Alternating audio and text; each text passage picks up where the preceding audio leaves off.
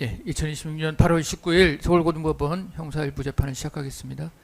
예, 오늘 재판은 2026년 1352호 피고인 조태영 등에 대한 국회 감정 등 법률 위반에 관한 사건입니다. 먼저 이 사건은 지난번에 공지해 드린 바와 같이 내란 절차의 특례법에 따라 중계를 하고 또 재판 정 과정은 속기 녹음된다는 점을 말씀드립니다. 피고인 입장하시죠.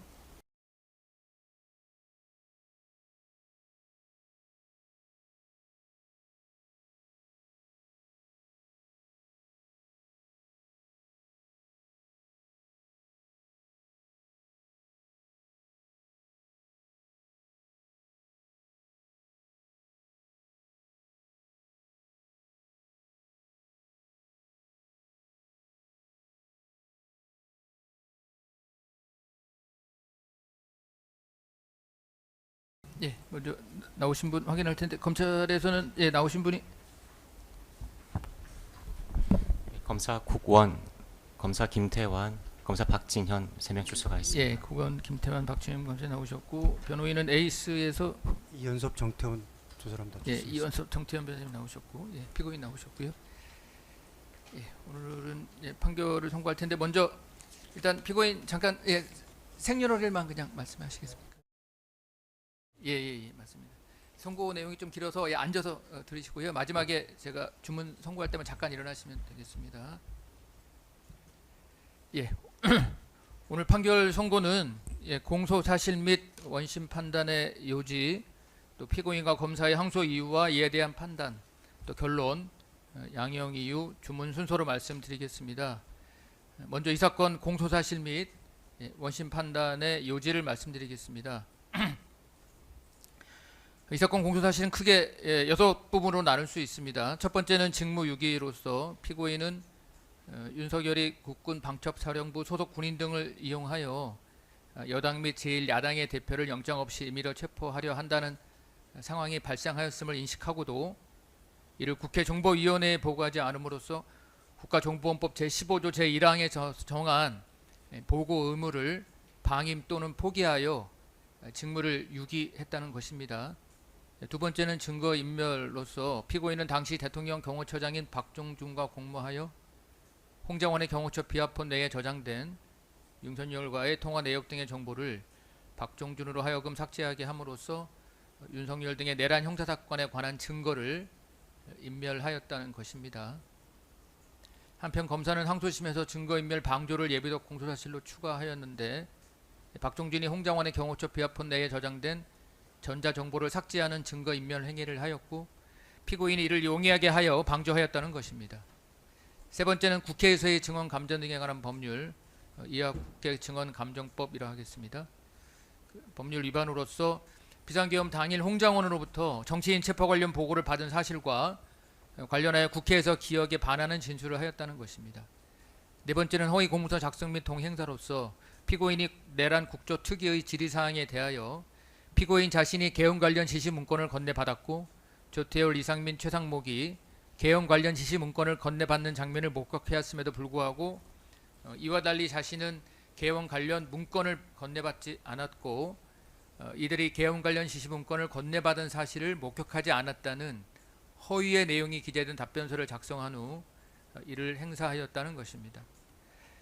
다섯 번째는 위중으로서 2024년 3월 말에서 4월 초순 삼청동 안가회동에서 윤석열이 비상한 조치 등을 언급한 부분, 또 대통령 집무실 원탁에 놓인 비상계엄 관련 종이를 목격한 부분, 피고인 문건 관련 부분, 비상계엄 손포문을 보거나 김영현이 다른 국무위원들에게 비상계엄 손포문을 전달하는 장면을 목격한 부분, 또 홍장원으로부터 정치인 체포 관련 보고를 받았다는 부분과 관련하여 기억에 반하는 진술을 하였다는 것입니다.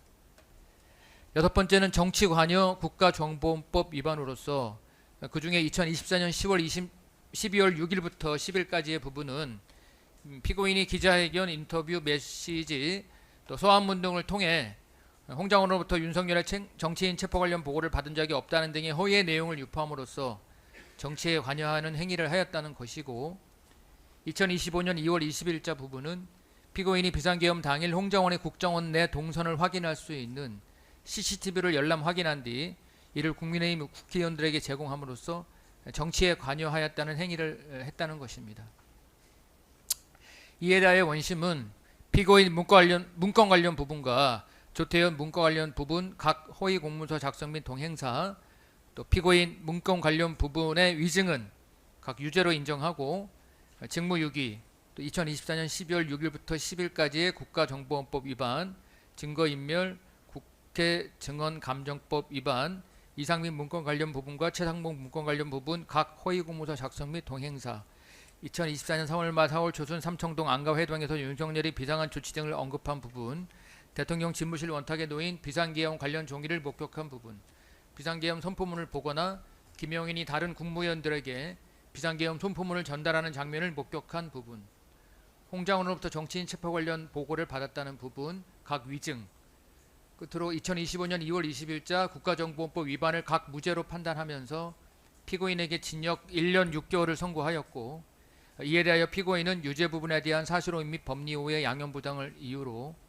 검사는 원심이 무죄로 한 판단 부분과 원심이 일부 무죄로 판단했다고 주장하는 부분에 대하여 사실오인 및 법리오해 양형부당을 이유로 각 항소를 제기하였습니다. 다음으로 피고인과 검사의 항소 이유와 이에 대한 판단에 대해 말씀드리겠습니다. 먼저 피고인의 항소 이유에 대한 판단입니다. 피고인 문건 관련 부분 및 조태현 문건 관련 부분 허위 공문서 작성 및 동행사 부분입니다. 이 부분에 대한 피고인의 항소 이유는 다음과 같습니다. 원심은 공소사실에 기재된 계엄 관련 지시 문건이 아니라 피고인이 계엄 관련 문건을 전달받았고 조태열이 계엄 관련 문건을 전달받는 것을 목격하였다는 점을 들어 이 부분을 유죄로 인정하였는데, 이는 공소장 변경 없이 당초 공소사실과 다른 범죄사실을 심판 대상으로 삼아 인정한 것으로서 불고불리 원칙에 위반된다는 것입니다. 그리고 피고인은 이 사건 질의사항을 계엄 관련 지시 문건에 관한 것으로 이해하였으므로 피고인에게는 이 사건 답변서의 내용이 허위라는 인식이 없었다는 것입니다. 이에 대한 법원의 판단을 말씀드리겠습니다. 먼저 피고인 문건 관련 부분에 관하여 보겠습니다. 내란 국조특위의 질의사항은 제3항 조태용 국정원장은 12월 3일 비상계엄 선포 전후로 대통령 국방부 장관 및 기타 인물로부터 계엄 관련 지시 문건을 전달받은 바 있는지와 제4항 조태용 국정원장은 12월 3일 비상계엄 선포 전후로 대통령 국방부 장관 및 기타 인물로부터 계엄 관련 지시 문건을 전달받았다는 사실을 듣거나 목격한 바가 있는지로 구성되어 있습니다. 국정원은 이에 대하여 국정원장은 계엄 관련 문건을 전달받은 바 없으며 관련 지시 문건을 전달받은 사실을 듣거나 목격한 바도 없습니다. 라는 내용으로 답변서를 작성하였습니다. 제3항 질의사항은 계엄 관련 지시 문건을 건네받았는지에 관한 것인데, 그 답변은 피고인이 계엄 관련 문건을 건네받지 않았다는 것이므로 먼저 제3항 답변의 의미를 살펴보겠습니다. 당초 제3항 답변의 초안에는 계엄 관련 지시 문건으로 기재되었다가 검토 과정에서 계엄 관련 문건으로 수정되었는데, 양자는 그 문헌상 의미가 다르고 제3항 답변을 문헌 그대로 계엄과 관련된 일체의 문건을 받지 않았다고 해석하는 것이 그 무렵 피고인의 수사기관에서의 진술 등 피고인의 입장에 부합합니다. 이와 같은 수정은 당시 피고인의 입장을 잘 알고 있었던 피고인의 보좌관의 제안으로 이루어졌으므로 피고인의 의사가 반영된 것으로 보아야 합니다. 제3항 질의사항은 계엄 관련 지시 문건에 관한 것이긴 하나 그 답변을 반드시 질의사항에 국한해서 해석해야 하는 것은 아니며, 피고인으로서는 비상계엄과의 무관함을 강조하기 위해 위 질문에 명시적으로 포함되지 아니한 사항까지 답변한 것으로 볼 수 있습니다. 따라서 제3항 답변은 피고인이 비상계엄과 관련되었으나 지시사항이 포함되지 아니한 계엄 관련 일반 문건도 포함해서 어떠한 계엄 관련 문건도 전달받지 않았다는 의미로 보는 것이 타당합니다. 이를 전제로 이 부분 원심 판단이 불고불리 원칙을 위반하였는지 보겠습니다. 앞서 본 바와 같이 제3항 답변은 피고인이 계엄 관련 문건을 전달받지 않았다는 의미이나, 이 부분 공소 사실은 피고인이 계엄 관련 지시 문건을 전달받지 않았다는 것을 허위의 내용으로 특정하고 있고, 피고인도 원심에서 이를 전제로 피고인이 수령한 문건의 성격을 다투었습니다. 그런데 원심은 피고인이 수령한 문건을 개헌 관련 일반 문건으로 판단하면서 이 부분을 유죄로 인정하여는 바, 이는 공소사실과 달리 개헌 관련 일반 문건 부분이 허위라는 범죄 사실을 유죄로 인정한 것으로서 피고인의 방어권 행사에 지장을 초래하는 것입니다. 따라서 원심이 공소장 변경 없이 이 부분을 유죄로 판단한 것은 불고불리 원칙을 위반한 것이므로 이에 대한 피고인의 주장은 이유 있습니다. 나아가 피고인이 공소사실 기재와 같이 김용인이 작성한 개헌 관련 지시 문건을 전달받았음에도 이와 다른 허위의 답변을 한 것인지에 대하여 보면 검사가 제출한 증거만으로는 피고인이 받은 문건이 개헌 관련 지시 사항이 기재된 개헌 관련 지시 문건이라고 보긴 어려우므로 이 부분은 허위 공문서 작성 및 동행사자가 성립한다고 볼 수 없습니다. 다음으로 조태호 관련 부분입니다. 이 부분 역시 불고불리 원칙 위반 주장에 대해서 먼저 살펴보겠습니다. 제4항 답변은 문헌 그대로 피고인은 다른 사람이 개헌 관련 지시 문건을 전달받았다는 사실을 듣거나 목격한 바 없다는 의미로 보아야 합니다. 그리고 이 부분 공소사실은 피고인은 조태열이 개헌 관련 지시 문건을 전달받는 것을 목격하지 않았다는 것을 허위의 내용으로 특정하고 있습니다. 그런데 원심은 조태열이 수령한 문건이 개헌 관련 지시 문건임을 전제로 제4항 답변을 허위라고 판단하면서도 공소사실의 개헌 관련 지시 문건 부분을 개헌 관련 문건으로 수정하였습니다. 이러한 원심의 기재는 적절하다고 볼 수 없지만 이로 인하여 법원의 심판 대상이나 피고인의 방어권 행사 범위가 달라진다고 볼 수 없으므로 이 부분 원심의 판단이 불고불리 원칙을 위반했다고 볼 수는 없습니다. 따라서 이 부분 피고인의 주장은 받아들이지 않습니다. 다음으로 허위 답변에 고의가 없다는 주장에 대하여 보겠습니다. 원심이 든 사정에 비추어 보면 피고인은 조태열이 개헌 관련 지시 문건을 수령하는 장면을 목격하였다고 보입니다. 또한 조태열이 비상계엄 당일 윤석열로부터 재외공간 관련 지시 문건을 건네받았다는 사실은 국회에서의 증언 및 기사를 통해 널리 알려졌으므로 피고인은 적어도 이 사건 답변서를 국회에 제출할 무렵에는 조태열이 수령한 문건이 개헌 관련 지시 문건임을 알 수 있었다고 할 것입니다. 따라서 피고인에게는 제4항 답변의 허위성에 대한 고의가 인정되므로 이에 대한 피고인의 주장은 받아들이지 않습니다. 다음으로 피고인 문건 관련 위증에 관한 부분입니다. 원심은 공소사실에 기재된 개헌 관련 지시 문건이 아니라 피고인이 개헌 관련 문건을 전달받았음을 들어 이 부분을 유죄로 인정하였고 이는 불고불리 원칙에 위반된다는 것인데 이 부분은 피고인 문건 관련 허위 공문서 작성 및 동행사에서 본 것과 같은 이유에서 불고불리 원칙을 위반한 것이므로 피고인의 이 부분 주장은 이유 있습니다. 그리고 검사가 제출한 증거만으로는 피고인이 받은 문건이 개헌 관련 지시사항이 기재된 개헌 관련 지시 문건이라고 보기는 어려우므로 이 부분은 위증죄가 성립한다고 볼 수 없습니다. 다음으로 검사의 항소 이유에 관하여 보겠습니다. 검사의 항소 이유 중 상당 부분은 피고인이 홍장원으로부터 정치인 체포 관련 보고를 받았음을 전제로 하고 있으므로 이에 관하여 먼저 살펴보도록 하겠습니다.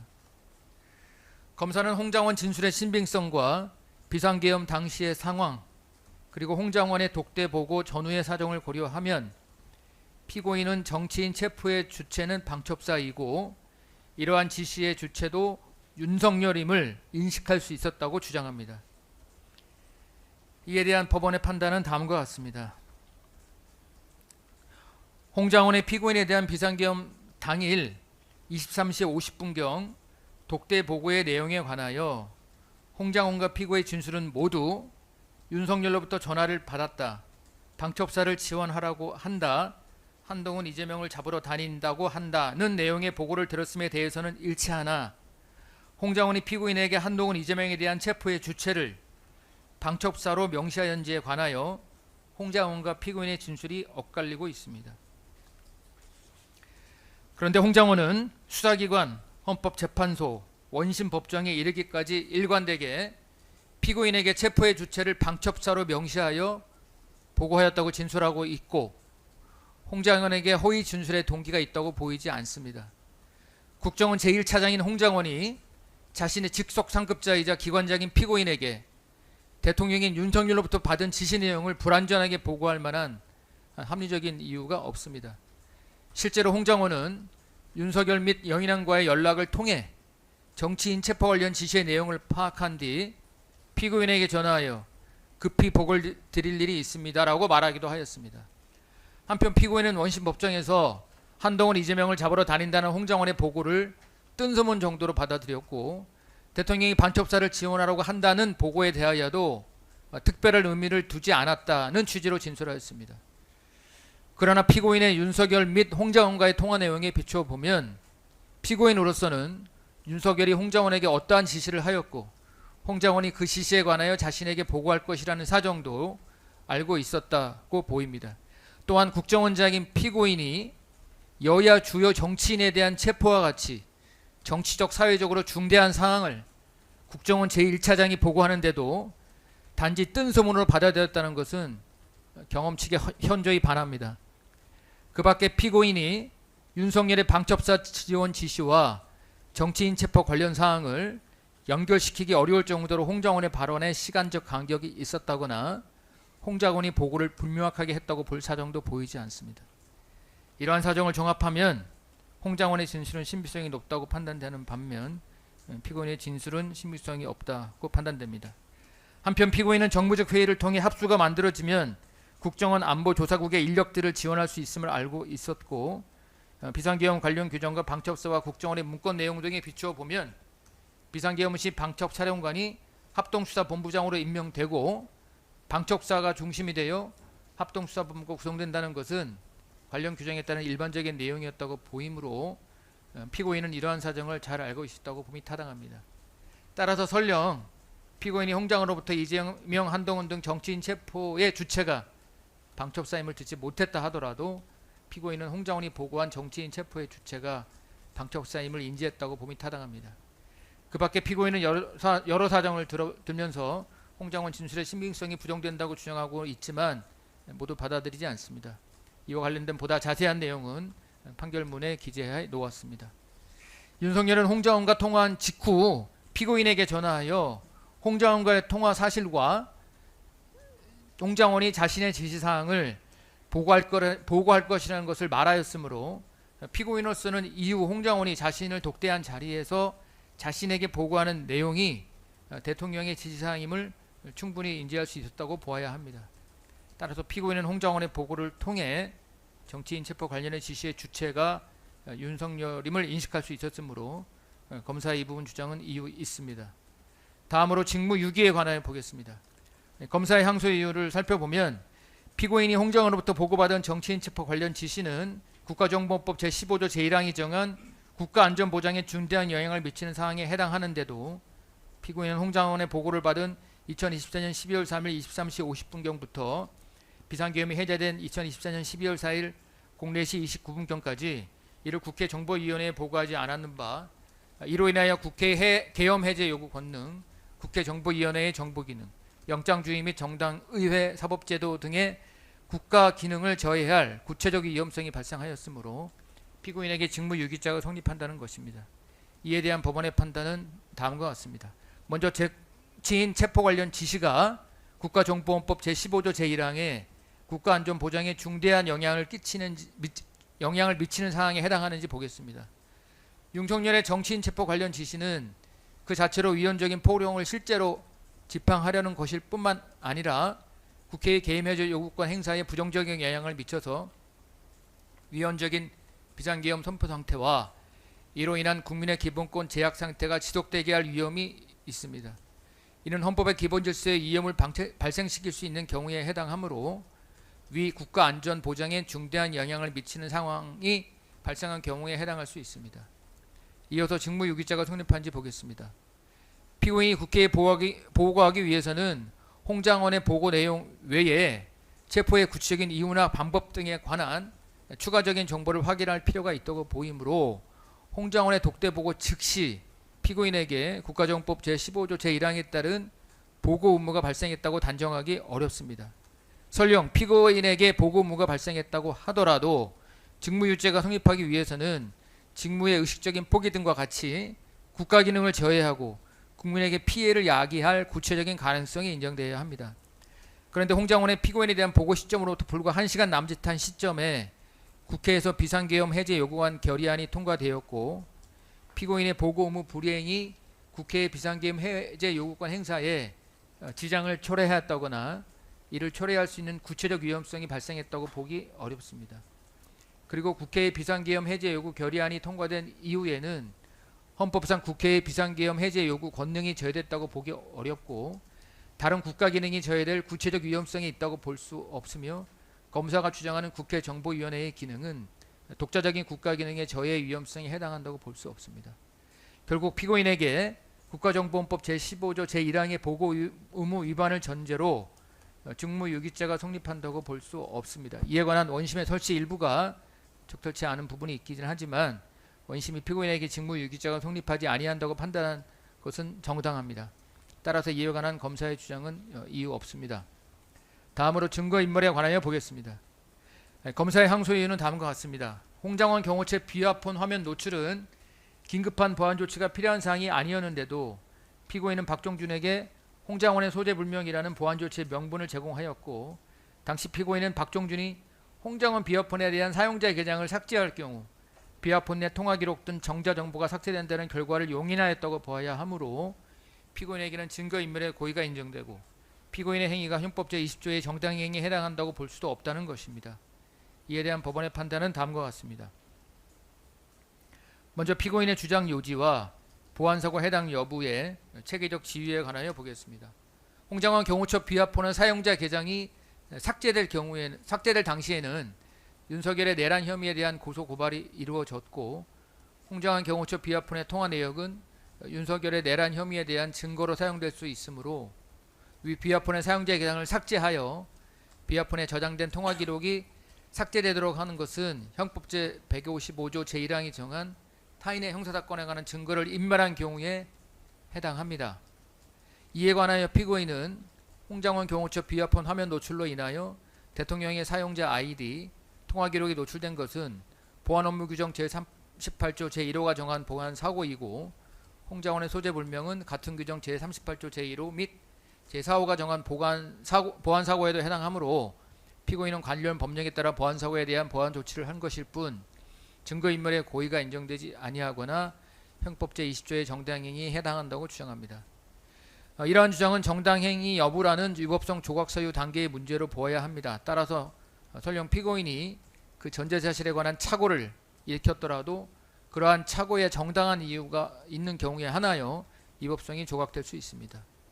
피고인 주장의 당부를 판단하기 위한 전제로 보안업무규정 제38조 각호가 정한 보안사고가 발생하는지에 관하여 보겠습니다. 먼저 홍장원의 경호처 비화폰의 화면 노출에 관하여 보겠습니다. 보안업무규정 제38조 제1호는 비밀의 누설 또는 분실을 보안사고로 정하고 있습니다. 그런데 비밀에 관한 관계 법령 및 규정에 의하면 비화폰 사용자 아이디 또는 통화 기록은 비밀에 해당한다고 보기 어렵고 위 정보가 지금까지 비밀로 분류되어 관리되어 왔다는 사실도 확인되지 않습니다. 따라서 홍장원 경호처 비화폰 화면에 표시된 대통령의 사용자 아이디, 통화 기록 중 일부가 노출되었더라도 보안업무규정 제38조 제1호가 정한 보안사고에 해당한다고 볼 수 없습니다.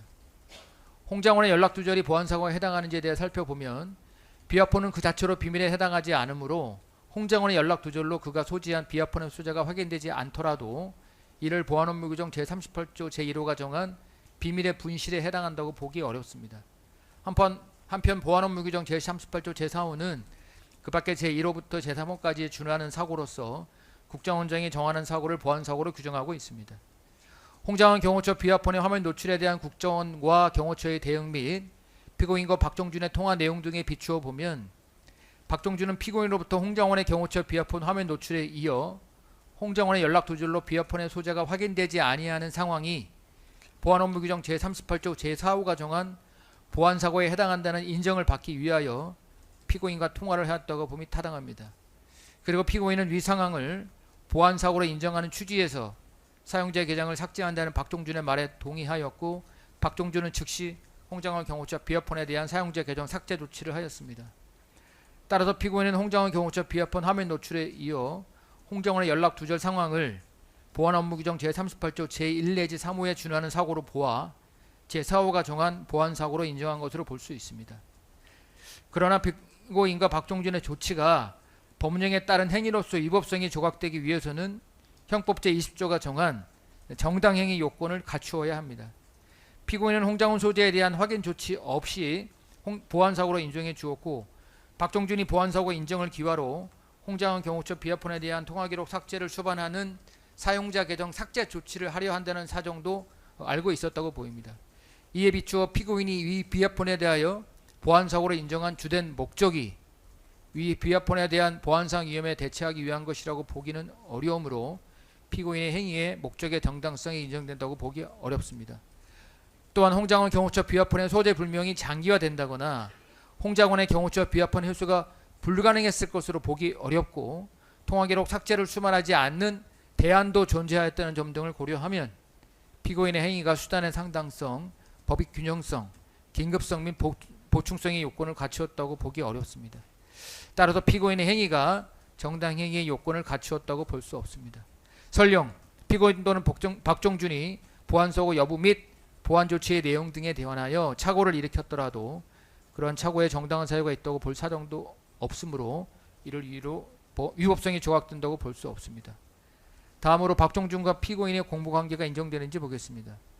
박종준이 홍장훈 경호처 비아폰에 대하여 보안 조치라는 명목으로 사용자 계정 삭제 조치를 하기 위하여는 피고인으로부터 홍장훈 경호처 비아폰에 대하여 보안 업무 규정 제4호가 정한 보안사고 인정을 받아야만 했고 피고인은 홍장훈의 소재 및 연락에 대한 별다른 확인 조치 없이 제4호가 정한 보안사고로 인정해 주었습니다. 피고인과 박종준은 사용자 계정 삭제 조치를 할 경우에 홍장훈 경호처 비아폰에 저장된 통화기록이 모두 삭제된다는 사정을 인식하고 있었습니다. 이러한 점들을 종합하면 피고인은 박종준의 홍장훈 경호처 비아폰 사용자 계정 삭제를 위한 명분 제공이라는 범죄에 대한 본질적 기여를 통한 기능적 행위 지배가 인정된다고 보기 타당합니다. 마지막으로 홍장훈 경호처 비아폰의 통화기록 삭제가 피고인 자신의 형사사건에서의 이익을 위한 것인지 보겠습니다. 홍장훈의 경호처 비아폰은 이 사건 공소사실 중 직무6위 2024년 12월 6일부터 10일까지의 국가정보법 위반 중 2024년 12월 6일자 기재회견과 관련한 부분 그리고 공소사실에 포함되지는 않았으나 피고인의 내란 관련 혐의에 대하여 자기의 형사사건에 관한 증거에 해당할 수 있습니다. 그러나 피고인이 이 부분 행위를 할 당시 피고인에 대하여 직무유기 혐의로 수사가 진행될 것임을 예견하고 있었다고 보기 어렵고 2024년 12월 6일자 기재회견과 관련한 국가정보법 위반에 관하여는 피고인이 홍장훈 경호처 비아폰의 통화기록을 삭제하더라도 얻을 수 있는 증거사항의 이익은 거의 없었고 피고인이 홍장훈의 국정원 비아폰에 대해서는 통화기록이 삭제되지 않는 보안 조치를 취하였다는 점 내란 관련 혐의에 대하여는 앞에 든 사정에 더하여 피고인이 자신의 경호처 비아폰 및 국정원 비아폰에 대해서 아무런 조치를 취하지 아니했다는 점을 종합하면 피고인이 홍장훈 경호처 비아폰에 대한 통화기록 삭제를 수반하는 사용자 계정 삭제에 동의한 이유가 자신의 직무유기죄, 국가정보원법 위반죄 또는 내란 관련 혐의로 처벌받을 것을 두려워한 나머지 자신의 이익을 위한 것이었다고 보기 어렵습니다. 결국 이 부분 공소사실은 유죄로 인정되어야 함에도 원심이 급한 시와 같은 이유를 들어 이 부분에 관하여 무죄로 판단한 것은 부당합니다. 이 부분 검사의 주장은 이유 있습니다. 다음으로 국회증언감전법 위반에 관하여 보겠습니다. 앞서 본 바와 같이 피고인은 정치인 체포 관련 지시를 윤석열의 지시로 인식하였음이 인정되므로 이 부분 피고인의 증언은 기억에 반하는 허위 진술음이 인정됩니다. 따라서 이와 다른 원심의 판단을 지적하는 검사의 주장은 이유 있습니다. 다음으로 허위 공문서 작성 및 동행사에 관하여 보겠습니다. 먼저 피고인 문건 관련 부분에 관하여 보겠습니다. 이 부분 검사의 항소는 원심이 피고인이 단순히 개헌 관련 문건을 수정했다고 보아 이 부분 공소사실을 유죄로 인정한 것은 일부 무죄 판단임을 전제로 하고 있습니다. 그러나 앞서 본 바와 같이 원심은 이 부분 공소사실과 관련하여 공소사실에 포함되지 아니한 다른 사실을 인정한 것이므로 원심이 일부 무죄 판단을 한 것으로 볼 수 없습니다. 따라서 이 부분 검사의 주장은 이유 없습니다. 다음으로 조태호 관련 문건에 관하여 보겠습니다. 이 부분 검사의 항소는 원심이 조태열이 개헌 관련 문건을 수령하였다고 보아 이 부분 공소사실을 유죄로 인정한 것은 일부 무죄 판단임을 전제로 하고 있습니다. 그러나 앞서 본 바와 같이 원심은 조태열이 수령한 문건을 개헌 관련 지시 문건으로 인정한 것이므로 원심이 일부 무죄 취지의 판단을 했다고 볼 수 없습니다. 이 부분 검사의 주장은 이유 없습니다. 이상민 문건 관련 부분 및 최상목 문건 관련 부분에 관하여 보겠습니다. 이 부분 검사의 항소 이유는 이상민이 대덕견실에서 개헌 관련 지시 문건을 꺼내 읽을 당시와 최상목이 윤석열로부터 개헌 관련 지시 문건을 건네받을 당시 피고인은 대덕견실에 있는 다른 사람들의 행동에 더욱 관심을 가질 수밖에 없었으므로 해당 장면을 목격하였다고 보아야 하고 피고인은 이상민이 꺼내 읽은 문건이 이상민이 집무실에서 윤석열로부터 수령한 개헌 관련 지시 문건임을 인식하고 있었다는 것입니다. 이상민 문건 관련 부분에 관하여 원심은 당시 대적견실 CCTV 영상에서 확인되는 피고인과 이상민의 좌석 위치, 또 당시 피고인의 모습 등에 비추어 피고인이 이 부분 피고인의 답변이 허위라는 점이 합리적 의심 없이 증명되었다고 보기 어렵다고 판단하였습니다. 최상목 문건 부분에 관하여 원심은 당시 대덕견실 CCTV 영상에서 확인되는 피고인 윤석열, 최상목의 좌석 위치, 또 당시 피고인의 모습, 송미령, 김명호의 진술을 종합하여 이 부분 피고인의 답변이 허위라는 점이 합리적 의심 없이 증명되었다고 보기 어렵다고 판단하였습니다. 당심에서 인정된 추가적인 사정을 고려하면 이와 같은 원심의 판단은 정당한 것으로 추궁할 수 있고 이에 관한 검사의 주장은 받아들이지 않습니다. 다음으로 이직에 관하여 보겠습니다. 먼저 24년 3월 말 4월 초순 삼청동 안가회동에서 윤석열이 비상한 조치 등을 언급한 부분에 관한 내용을 살펴보겠습니다. 이 부분 검사의 항소 이유는 신원식의 진술의 신빙성과 당시 상황 등의 사정을 고려하면 이 부분 피고인의 증언은 기억에 반하는 허위 진술이라는 것입니다. 이에 대한 법원의 판단은 신원식은 일관되게 윤석열이 주재한 안가회동에서 비상한 조치를 언급하였고 이에 피고인이 외국에 영접하지 않을 것이며 우리나라의 국격에도 맞지 않습니다 라는 취지로 반대하였다고 진술하였고 이는 여인영의 진술과도 부합합니다. 신원식은 안가회동 당시는 물론 그 이후의 상황에 대해서도 구체적이게 명확하게 진술하고 있고 달리 신원식과 여인영에게 허위 진술의 동기가 있다고 보기 어렵습니다. 피고인의 이 부분 증언은 위회동으로부터 약 1년이 경과한 시점에 이루어졌고 피고인이 당시 적지 않은 양의 음주를 한 것으로 보이기는 합니다. 그러나 피고인은 비상한 조치 부분을 제외한 다른 대화 내용에 대해서는 비교적 상세하게 진술하고 있는 점, 윤석열이 비상한 조치를 언급한 사항이 매우 이례적인 것으로 보아야 하는 점, 당시 모임의 성격, 피고인의 지위와 경력, 피고인의 주량에 대한 피고인 본인의 주변인들의 진술에 비추어 보더라도 피고인이 시간의 경과나 음주로 인하여 당시 상황을 기억하지 못한다고 보기는 어렵습니다. 결국 피고인이 결국 윤석열이 위회동에서 비상한 조치 등을 언급하였고 피고인이 이에 반대 의견을 제시한 사실도 인정되므로 이 부분 피고인의 진술은 기억에 반하는 허위의 진술임이 인정됩니다. 이 부분 검사의 주장은 이유 있습니다. 다음으로 피고인이 대통령 집무실 원탁에 놓인 비상계엄 관련 종이를 목격한 부분에 관하여 보겠습니다. 이 부분 검사의 항소 이유는 한덕수 등 국무위원들은 대통령 집무실에서 비상계엄 관련 지시 문건을 받았고 그중 일부는 지시 문건을 들고 대적견실로 이동하였으며 이상민도 집무실 원탁 위에서 단전단속 관련 지시 문건을 받다고 진술한 점에 비추어 피고인 역시 대통령 집무실에 머무는 동안 이러한 문건들이 원탁 위에 올려져 있는 것을 목격했을 것이므로 이 부분 피고인의 증언은 기억에 반하는 진술이라는 것입니다. 원심은 이 부분 피고인의 증언은 조태열과 함께 대통령 집무실에 입실할 당시 원탁 탁자에 놓인 비상계엄 관련 종이를 보지 못하였다는 의미로 해석되는데 피고인과 함께 집무실에 입실한 조태열도 윤석열이 건네준 재해공간 지시 문건 외 다른 문건을 본 기억이 없다고 진술한 점을 들어 이 부분 피고인의 증언이 기억에 반하는 허위의 진술이라고 보기 어렵다고 판단하였습니다. 당심에서 인정된 추가적인 사정을 고려하더라도 이와 같은 원심의 판단은 정당한 것으로 수긍할 수 있고 이에 대한 검사의 주장은 받아들이지 않습니다.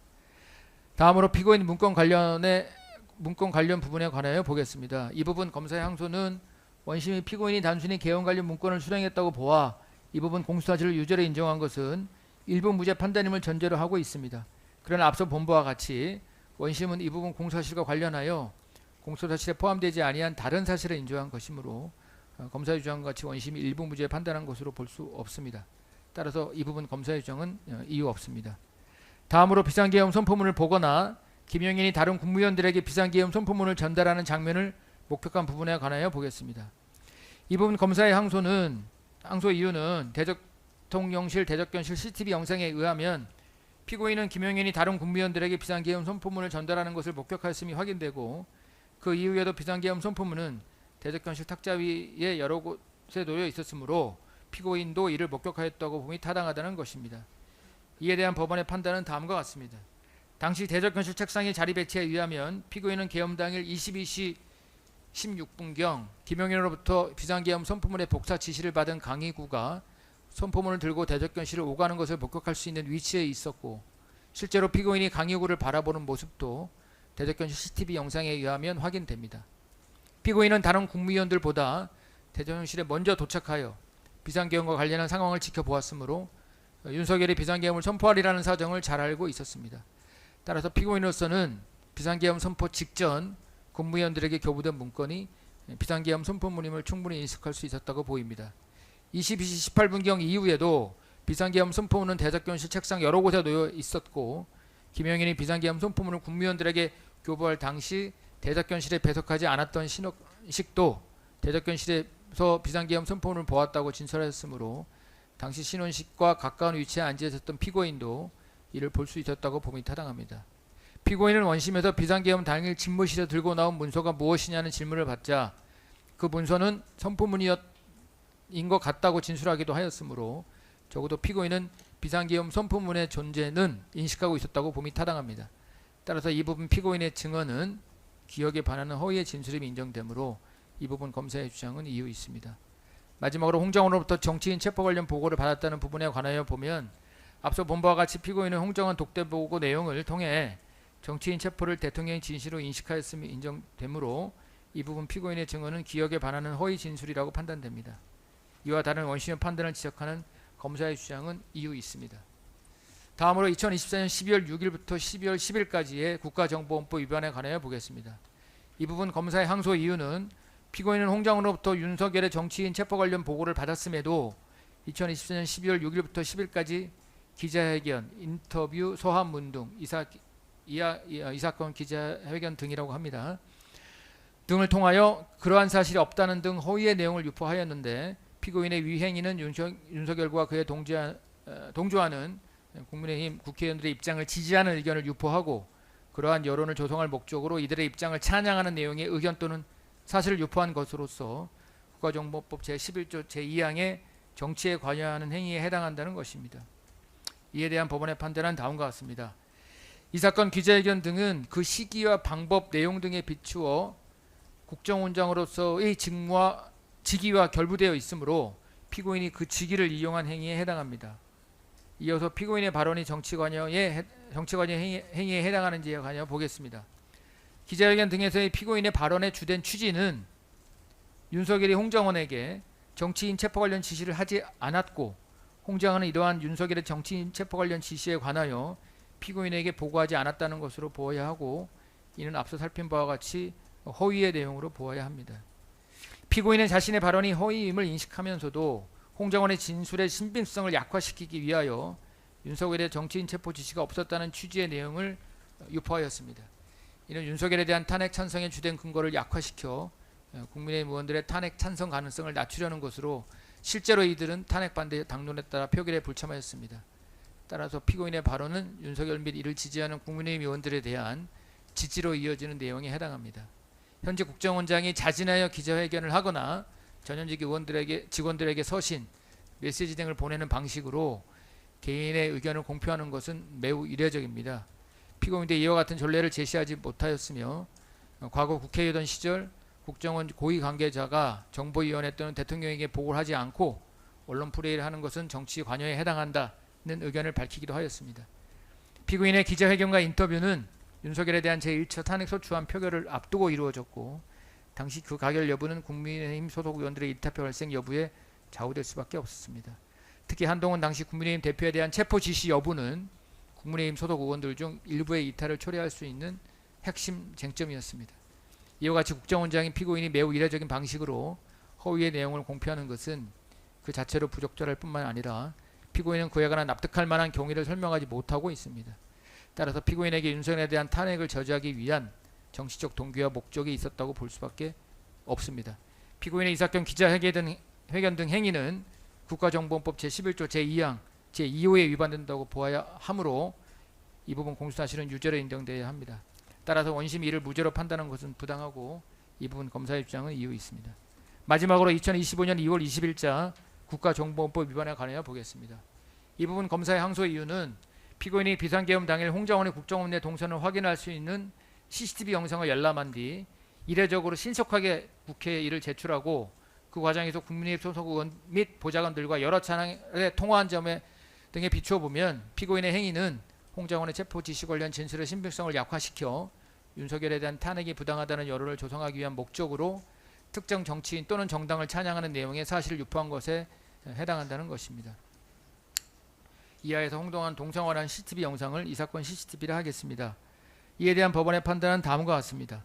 먼저 이 사건 CCTV 제출 행위가 피고인이 그 직위를 이용한 행위에 해당함은 분명해 보입니다. 나아가 이 사건 CCTV 제출 행위가 정치활동에 관여하는 행위에 해당하는지에 대해서 살펴보면 이 사건 CCTV 반출 행위가 이례적이고 그 과정에서 국정원과 국민의힘 의원 측의 연락이 수차례 이루어진 점, 이 사건 CCTV 제출 직후 국민의힘 의원들의 기자회견이 있었으며 헌법재판소에서 홍장원의 신빙성을 탄핵하기 위한 신문이 이루어진 점, 피고인이 민주당 의원들의 자료 제출 요구는 거부한 점 등 공소사실의 일부 부합하는 듯한 사정이 인정되긴 합니다. 그러나 내란 국조특위는 위원회 소속 3분의 1 이상의 요구라는 법적인 요건을 갖추어 위원장 명의로 홍장원의 동성과 관련된 자료 제출을 요구한 것이고 해당 내용은 국정원장이 국회법 등 관련 법령에서 정한 자료 제출을 거부할 수 있는 경우에 해당한다고 보이지 않습니다. 그리고 이는 위 자료를 요청한 위원들이 모두 같은 정당 소속이라 하여 달리 볼 수 없습니다. 이 사건 CCTV 제출 과정이 기존 관행과 달랐던 것으로 보이기는 하지만 자료 제출의 최종 결재권자인 피고인의 승인에 따라 이루어졌으므로 그 절차가 위법하다고 볼 수는 없습니다.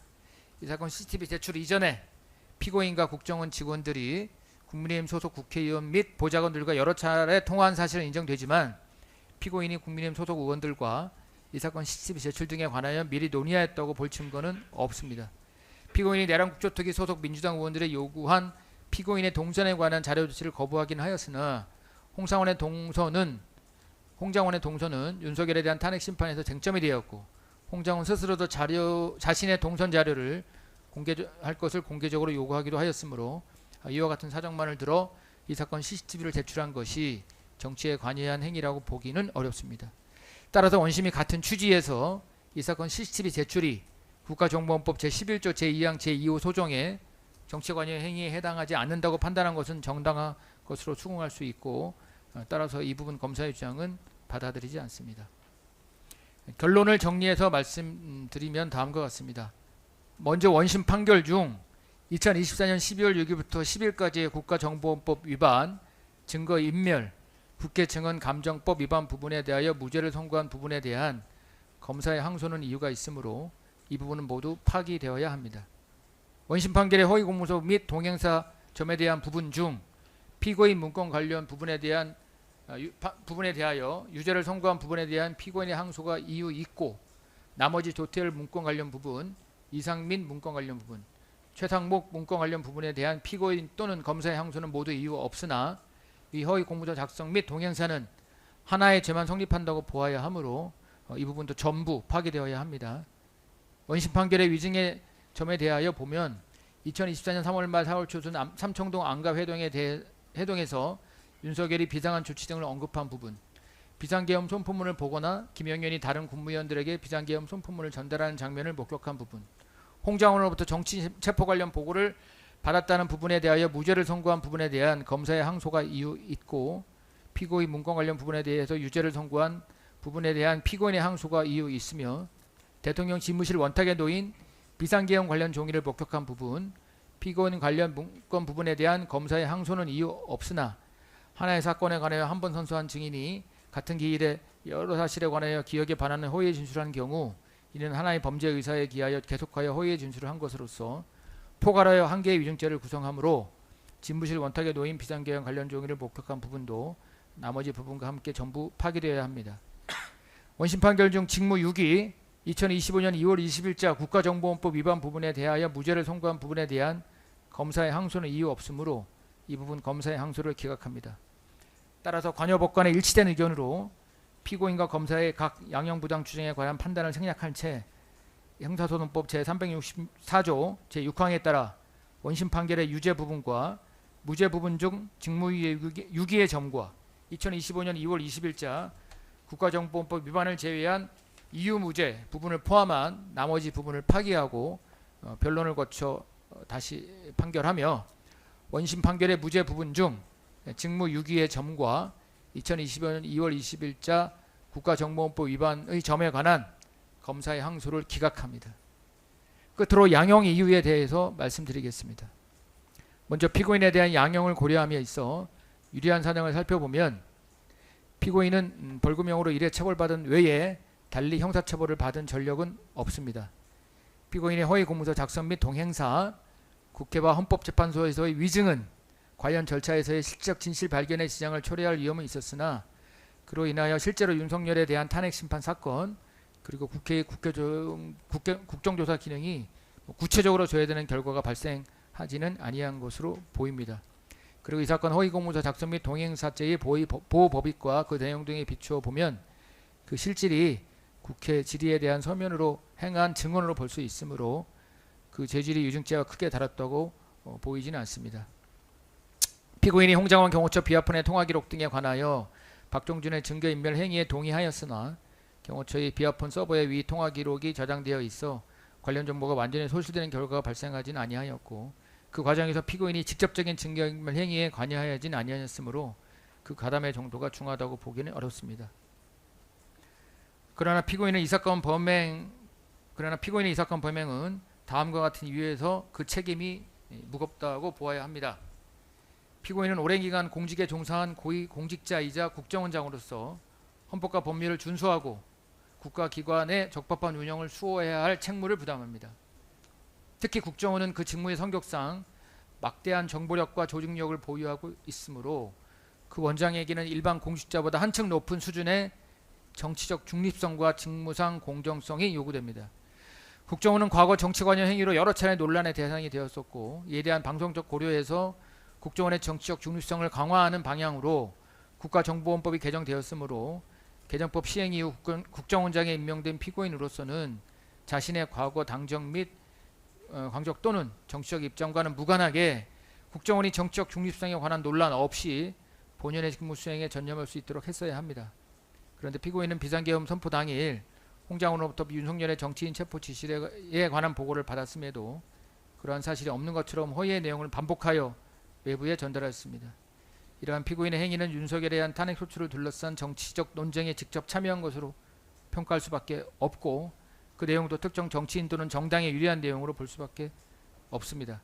이러한 피고인의 행위는 국정원의 정치적 중립을 강화하는 국가정보법의 규정 내용과 취지에 정면으로 반할 뿐만 아니라 국정원이 신뢰받는 정보기관으로 거듭나기를 기대하는 국민의 신뢰를 크게 배신한 것으로 보지 않을 수 없습니다.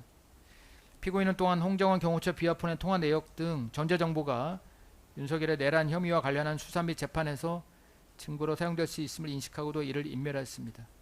고위 공직자인 피고인이 자신의 지위와 권한을 이용하여 증거를 인멸한 행위는 수사기관과 법원의 실질적 진실 발견이라는 기능을 저해할 가능성이 크므로 역시 그 책임이 가볍지 않습니다. 나아가 피고인은 비상계엄과 관련하여 자신이 경험한 사실을 성실히 사실대로 진술하여 비상계엄과 관련한 국민적 의혹을 해소하는 데 일조하였어야 합니다.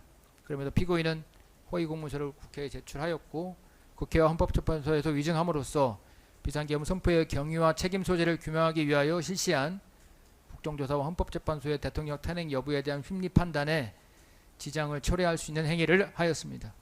결국 이러한 피고인의 행위는 국가기관인 국정원이 정치적 중립성을 유지할 것이라는 국민의 정당한 신뢰를 훼손하고 정치적 의사형성 과정에 부당한 영향을 미칠 수 있었다는 점, 국가적으로 관심이 집중된 윤석열에 대한 형사사건 및 탄핵심판 사건과 관련된 실질적 진실을 방해할 위험을 초래하였다는 점에서 결코 가볍다고 볼 수 없습니다. 이런 점 등을 종합하여 다음과 같이 선고합니다. 피고인 일어서십시오. 주문. 원심 판결의 유죄 부분과 무죄 부분 중 직무유기의 점과 2025년 2월 20일자 국가정보원법 위반의 점을 제외한 이유무죄 부분을 포함한 나머지 부분을 파기한다. 피고인을 징역 2년 6개월 및 자격정지 2년 6개월에 처한다. 원심 판결의 무죄 부분 중 직무유기의 점과 2025년 2월 20일자 국가정법 원법 위반의 점에 관한 검사의 항소를 기각한다. 요약하면 원심 판결의 파기 외에 피고인은 징역 2년 6개월 및 자격정지 2년 6개월에 처하고 원심의 주문 무죄 부분에 대해서는 검사의 항소를 기각하는 내용입니다. 오늘 선고한 판결에 불복이 있으면 오늘로부터 7일 이내에 대법원에 상고할 수 있고 상고장은 이 법원에 제출하여야 합니다. 구치소에 있는 동안은 구치소장에 제출하여도 됩니다. 이상 선고를 마치겠습니다.